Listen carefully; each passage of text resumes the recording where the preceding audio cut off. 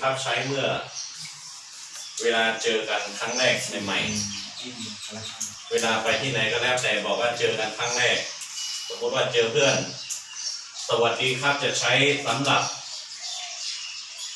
สวัสดีครับกับสวัสดีครับค่ะถ้าเป็นผู้หญิงบอกว่าค่ะสวัสดีค่ะถ้าเป็นผู้ชายบอกว่าสวัสดีครับเพราะฉะนั้นเวลาคนที่เจอกันเนี่ยครั้งแรกคนอายุน้อยกว่าต้องสวัสดีผู้ใหญ่ผู้ที่มีอายุมากกว่าเรานะสวัสดีครับอย่าทำเน้นเนาะก็จะสั่งไม่ยากทุกทีสวัสดีครับทุกทีบอกดีสวัสดีสวัสดีครับสวัสดีโอเคถ้าเป็นผู้หญิงมาเจอผู้ชายบอกสวัสดีค่ะผู้ชายตอบครับสวัสดีครับอันนี้คือเวลาทำงานร่วมกันบอกว่าถ้าเวลามาเจอกันครั้งแรกเนี่ยสวัสดีครับสวัสดีค่ะสวัสดีค่ะสวัสดีครับอันนี้คือเวลาใช้ในราชการเนาะสวัสดีปีใหม่สวัสดีปีใหม่สวัสดีปีใหม่ก็ใหม่สูงค่ะใหม่สูงวันปีใหม่ปีใหม่ปีใหม่เต้นกันใหม่สูงวันปีใหม่ก็เป็นตั้งใจหมดสวัสดีปีใหม่วันคืนปีใหม่วันหนึ่งก็เลยนะปีใหม่เต้นด้วยปีใหม่เนี่ยนี่เป็นฝั่งไทยก็เป็นตั้งใจเอามาใหม่สูงวันปีใหม่หรือว่าใส่ทางใต้แน่นอนใหม่สูงวันปีใหม่คำไทยว่าสวัสดีปีใหม่สวัสดีปีใหม่สวัสดีพ่อสวัสดีพ่อเวลาไก่ย่างใส่ฟองเนาะสวัสดีคนเหมือนจะหนึ่งคำไทยว่าใหม่สูงพ่อใหม่สูงพ่อไม่ใช่พ่อแม่ภาษาไทยว่าสวัสดีพ่อสวัสดีพ่อใหม่สูงแม่ไม่ใช่แม่สวัสดีแม่สวัสดีแม่เวลาจะย่าใส่ไว้ก็ไม่สูงไว้ก็ไม่สูงไว้ก็สวัสดีเพื่อนสวัสดีเพื่อนเวลาจะย่าใส่ได้ก็ได้เสียวว่าสวัสดีเพื่อนสวัสดีเพื่อนพบกันข้างในสวัสดีท่านผู้มีเกียรติสวัสดีท่านผู้มีเกียรติอันนี้ใช้เวลาสำหรับงานใหญ่ใช้เวลางานใหญ่เวลาอุโปดองตังก้นใหญ่ก้นหลงก้นมาจุ่มนุ่มกันเนาะในก้นตั้งน้ำครับเวลาเข้ามาในงานว่างานปางแขกงานคืนเพื่อนใหม่งานอย่างเวลาเปิดเชิญวิธีกรเอาเป็นวิธีกรเนี่ยเอาคืนไปอูเนี่ยเอาคืนไปลาดอยู่เหนือเวทีเนี่ยเหมือนจะหนังกำเต้าไม่สูงพี่น้องเขากูก็กูคนโอ้เป็นเอารายการไม่ใช่กะไม่สูงโอ้ยก็พี่น้องเขากูก็กูคนคนบ้านคนเมืองคนมาได้นั่นอันนี้ก็เป็นว่าสวัสดีท่านผู้มีเกียรติก็หมายถึงว่าสวัสดีแล้วก็ท่านผู้มีเกียรติท่านผู้มีเกียรตินี่หมายถึงว่าผู้ที่มียศมีตำแหน่งมีอำนาจหน้าที่ใบสูงก้นหลงกันสูงก้นใหญ่ก้นหลงเอาเท่านั้นนี่คือใช้เวลาเขาเกินเวทีเวลาอุปโภคเวลาเป็นงานต่างอย่างก็แล้วอันนี้เขาใช้คำว่าสวัสดีท่านผู้มีเกียรติเนาะสวัสดีท่านผู้มีเกียรติอรุณสวัสดิ์อรุณสวัสดิ์อรุณสวัสดิ์อรุณสวัสดิ์ใช้เฉพาะตื่นเช้าใช้เฉพาะตื่นเช้าเวลาเราตื่นขึ้นมารุ่งเช้าเนี่ยเวลาตื่นขึ้นมาเจอกันครั้งแรกนะครับสวัสดีอรุณสวัสดิ์รุ่งเช้าอรุณสวัสดิ์นี่คือคำเต็มอรุณสวัสดิ์อรุณสวัสดิ์อรุณสวัสดิ์อรุณสวัสดิ์อรุณสวัสดิ์หมายถึงว่าอรุณหมายถึงตะวันขึ้นตะวันขึ้นก็เป็นตะวันขึ้นทั้งไทยเป็นห้องอรุณรุ่งอรุณหรือว่าอรุณอรุณสวัสดิ์อรุณสวัสดิ์สวัสดิ์ก็หมายถึงสวัสดีสวัสดิ์เนี่ยเวลาพบการช่างแรงตื่นมาเจ้าเนี่ยใช้เวลาตั้งแต่ตี 5เป็นต้นไปตี 5จนถึง7 โมงเจ้าอ ตีห้าจนถึง7 โมงเจ้าเขาห้องว่าอรุณสวัสดิ์รุ่งเช้า อรุณสวัสดิ์รุ่งสาง อรุณสวัสดิ์รุ่งเช้า อรุณสวัสดิ์รุ่งสาง เวลาเขาตื่นขึ้นมาแยกกันไปหรือว่าเขากัดพบกันเวลาเขาย่างอะไรก็แล้วแต่ในช่วงเจ้านั้น อรุณสวัสดิ์รุ่งสาง เราเรียกว่าอรุณสวัสดิ์รุ่งเช้า สวัสดีตอนเที่ยง สวัสดีน้องแม่ สวัสดีตอนเที่ยงนี่ก็ใจเวลาเขาย่างเนี่ยเขาย่างตั้งแต่11 โมงเป็นต้นไป แค่นั้นนี่ชุมกลางไหนนี่ชุมกลางวันนี่ค่ะ อันนี้หมายถึง กลางวันน่ะ ไหนเจ้า ชุมกลางเจ้า เออ ไข่ใต้ ให้ เลย เป็นกลางวันเนาะให้เป็นกลางวัน สวัสดีตอนเที่ยงก็หมายถึงว่าตั้งแต่11 โมงเป็นต้นกว่าเขาใช้ว่าสวัสดีตอนเที่ยงสวัสดีตอนเย็น สวัสดีตอนเย็น สวัสดีตอนเย็นก็ใช้ตั้งแต่เวลาบ่าย3 โมงยังขึ้นกว่า ไปชุมกลางค่ำนั่นก่อน ไม่ตรงกลางค่ำไม่ตรงไปละสวัสดีตอนเย็นก็ไม่ตรงไปละนั่นนะราตรีสวัสดิ์ ราตรีสวัสดิ์ อันนี้ใช้เวลาตอนเราสนทนาพูดคุยกันเวลากลางคืนก่อนนอน อ๋อ อำลากันก่อนนอน ไปชุมกลางคืนนั่นก่อน ไม่ตรงกลางคืน อืม ก็เรียกว่าราตรีสวัสดิ์ ราตรีสวัสดิ์ เวลาเราจะอำลาเวลาเราจะนอนเนาะเวลาเราจะนอนแล้วจะเข้านอนแล้วก็บอกอำลาเพื่อนอำลาพ่อแม่ แม่ราตรีสวัสดิ์นะ ราตรีสวัสดิ์ พ่อราตรีสวัสดิ์นะ อืม โอ้ยก็ไม่ซุ้มกันค่ำเนาะเรียบร้อย ราตรีสวัสดิ์ มอนมอนเนี่ย อืม เนี่ย อ๋อ ไม่ซุ้มโอ้ยก็กลางค่ำมอนมอนคะแนนกำไทยว่าราตรีสวัสดิ์ ราตรีสวัสดิ์ ราตรีสวัสดิ์ก็หมายถึงว่าอำลาก่อนนอนนะนอนหลับฝันดี นอนรับฝันดี กำไทยเอาว่ามอนมอน ม้วนๆนะ มอนมอนเนี่ยกำไทยเอาเนี่ย นอนรับ กันในมอนมอน นอนรับฝันดีแน่น่ะ นอนหลับฝันดีเออน อนรับฝันดีไข่ใต้ไข่ ใต้ ใต้ เอามามอนมอนอย่างเหมือน นอนรับฝันดี มันนี่แต่ ฮะ ได้เราแล้วนี่ นอนหลับฝันดีก็ใช่อยู่บางทีก็ใช่มอนมอนบางทีก็ใช่นอนหลับฝันดี ว่าจะ ก็เป็นไต้ไต้คือมอนมอนอยู่ทำขึ้นในมอนมอนมันเป็นยังไงว่าบางทีว่าไต้ออกโค้งไต้ทั้งฝันใหม่อะไรก็นอนหลับฝันดีเนี่ยนะวันนี้ วันนี้ วันไหนนะครับวันนี้กับวันไหนหมายถึงว่าวันนี้นะวันนี้เฉพาะวันเนี้ยนะ วันนี้ วันนี้วันไหนนะวันนี้วันที่ วันที่ วันที่วันที่วันนี้วันที่ วันที่อ่ะ วันนี้วันที่ยัง วันนี้วันที่ เรื่องเดียวเจ้า เศร้าเศร้า เก้าเช้าเก้า 9วันที่29 29 วันที่29 วันที่29 โปรแกรมการของเราว่าได้แต่วันที่29วันไหนวันที่29วันไหนวันที่29เดือนเดือน เดือน เรือน เดือน เด็กตอนเด็กนี่ต้องออกเสียงแหลมๆอีก เดือน เรือน เดิน เรือน เดือน เรือนเรือนในหมายถึงว่าเดือนเดือนนี่นะเดือน5เดือน6เดือน7เดือน3เดือนใช่ไหมพุทธศักราช พุทธศักราช พุทธศักราช พุทธศักราช พุทธศักราชนี่ก็หมายถึงว่าเป็นปีบอกว่าปี ศาส พุ นา ทธศักราช พุทธศักราช ก็เป็นตั้งใจเอามาปีพุทธภาษา มีศาสนาอื่นก่อน ปีพุทธภาษาในความข้องว่าบอกว่า พุทธศักราช พุทธศักราช 2562 2562 พุทธศักราช 2562 พุทธศักราช2562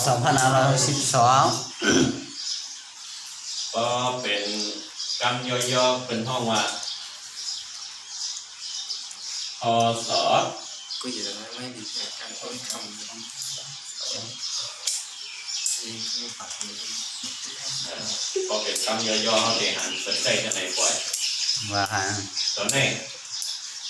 เขาห้องว่าอ่านง่ายๆคือวันนี้เนาะวันที่ 29 เดือนพฤษภาคม พศ 2562 พศในย่อมาจากพุทธศักราชนะย่อมาจากพุทธศักราชพุทธศักราชพออ่านคำย่อๆเป็นคำพศ 2562เนี่ยนะอันนี้ย่อมาจากปีพุทธภาษานะปี ปี ปีนี่ก็ปออีปีนี่ก็เป็นปีนี่แหละคำใต้เขาบอก ปี ปี ในปีหน้าในการจังหวัด ปีนั่นนั่นนะในห้องมาสอบมาปีอาจจะเป็นปีอังกฤษปีไต้ปีพุทธภาษาปีศาสนาได้เป็นปีห้องมาปี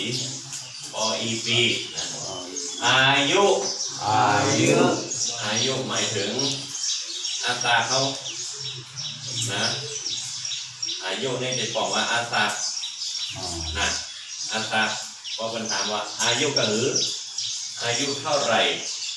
เอาว่ามันก็ติดกล่องมันก็อัตราก็หรือ อายุเท่าไหร่ อัตราก็หรืออัตราเขาในใดก็หรือเย้าสิบก็หรือสิบนั่นลูก 10 ปีฮะ อายุเท่าไหร่อายุ13 อายุ13 ปีก็มีปีดังนั้นหลังมันจำนะอายุเนี่ยนะก็เป็นห้องอายุ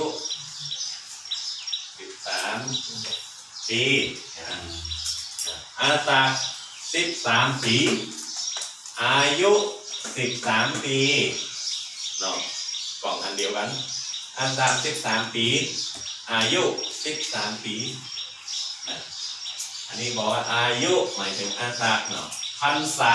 พรรษา ในกล่องว่ามุนเจ้าว่ามุนเจ้าว่า มุนเจ้าเขาว่ามุนเจ้าเพราะตั้งแต่เอาไปกล่องเอาว่าในเป็นพรรษามุนเจ้ามุนจ้างมุนเจ้าเขา พรรษาเป็น พรรษา11 พรรษา21 พรรษา31นะพระพรอาพระ พอรออาฟา พระนี่ก็หมายถึงว่าพระเอาห้องกันโทไปนี่แหละจะเป็นพระใหญ่พระน้อยเนาะ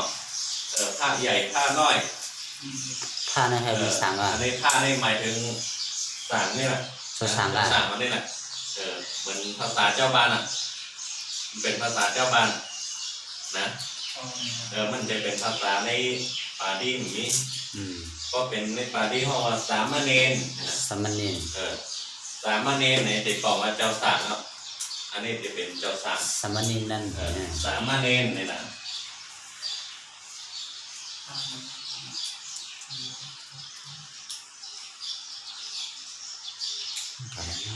เอาเขียนไว้เจ้าแม่ เนรนั่น สามเณรห้องนี้แต่ตอนเจ้าห้องว่าสามเณรเจ็ดนะสาสออาสา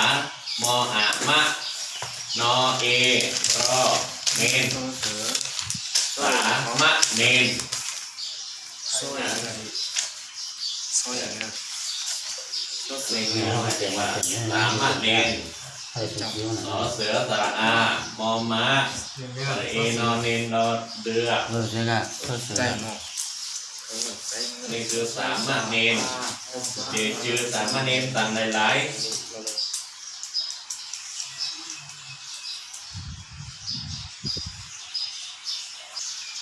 นันสามเณรนันสามเณรนันก็มีทอทงก็มีทอทหารกำลังสามเณรนัน สามเณรนั่น เสียงสั้นอ่ะสามเณรนัน เสียงเบาเนาะ เสียงมันจะต่ำลงอ่ะสั่นลงอ่ะพอมีทอทงกำลังนั่น นั่น นั่นพระภิกษุ พระภิกษุ พระภิกษุ พระภิกษุ พระภิกษุหมายถึงหมุนเจ้า ลูกเจ้าหลวงอ่ะ หมุนเจ้าจ้างหมุนเจ้าจะไหนที่เป็นหมุนเจ้าหมุนนี่นะนี่นะหมายถึงหมุนเจ้าพระภิกษุพระสงฆ์ พระสงฆ์ พระสงฆ์ก็หมายถึงหมุนเจ้าเนี่ย มีหลวงว่าดอก เจ้า มีหลวงว่า ờ ถึงมีหลวงเป็นใช้สองเมี้ยว ใจสองนิ้ว ถ้าเดี๋ยวเป็นมีหลวงว่าติดหวังได้ ใจสองนิ้วแต่ว่าตีปอกมันเป็นนิ้วเดียว พระสุ พระภิกษุ พระภิ เป็น กษุ กรรมที่ถูกต้องของภาษาไทย อ๋อ พระสงฆ์ พระสงฆ์ พระสงฆ์นี่ก็หมายถึงภาษาเจ้าบ้านเนี่ย อ๋อถึงคนบ้านใจกะ นี่แหละพระสงฆ์ พระสงฆ์ถวายพระสงฆ์รูปที่หนึ่ง ลูกที่หนึ่ง ถวายสามเณรรูปที่หนึ่งมันตีห้องอ่ะก็เป็นภาษาเจ้าบ้านเขาห้องอ่ะเขาห้องว่าเจ้าสามนั่นเจ้าสามนี่ของห้อง อ่า เขาจะห้องรวมก็คือหมายถึงว่าถวายถ้าเป็นภาคกลางแน่ๆถ้าเป็นภาษาไทยก็ไปแถวกรุงเทพกรุงหยังถวายพระภิกษุรูปที่หนึ่ง พระภิกษุรูปที่หนึ่ง ถวายพระภิกษุรูปที่หนึ่งจะใช่กันไหมล่ะ จะอยู่ในเนาะ พระภิกษุถวายพระภิกษุรูปที่หนึ่งก็เป็นภาษาภาคเหนือเขาภาคกลางเขาในภาษาพื้นเมืองเขาห้องถวายพระสงฆ์ ถวาย รูปที่หนึ่งถวาย ใครจะเป็นว่าพระสงฆ์เนี่ยเนาะก็เน้นในของห้องเน้นเนี่ยนะห้องสามเณรเนี่ยนะสามเณรเนี่ยนะนี่คือภาษาไทยสามเณรในของถึงเจ้าเขาคุกป้าน่ะก็เป็นพระภิกษุในหมายถึงสุนีพวกเราสุนีเป็นเจ้าเนี่ย จากคนเดียวเนาะ พระสงฆ์ในก็หมายถึงว่าสุนีพวกนั่นนะ อืม พระพุทธพระธรรมพระสงฆ์รัตนาสามดวงรัตนาสามแก้ว อ๋อ แก้วเจ้าสามเนี่ยเพราะว่าพระพุทธพระธรรมพระสงฆ์ จะเป็นสามป้าอ่ะ อันนี้เจ้าสามปาก็เป็นคำที่ปลอมได้แต่คือพระภิกษุ พระภิกษุ คือใจที่ถูกต้องพระพุทธเจ้า พระพุทธเจ้า พระพุทธเจ้า พระพุทธเจ้า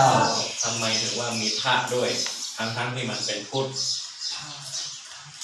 พระพุทธเจ้าใครเป็นพระเนี่ย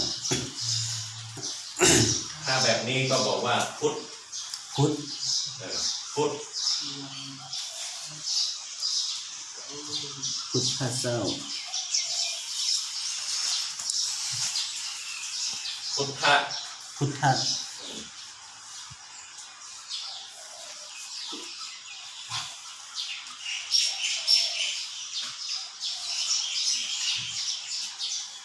พุทธเจ้า พุทธเจ้า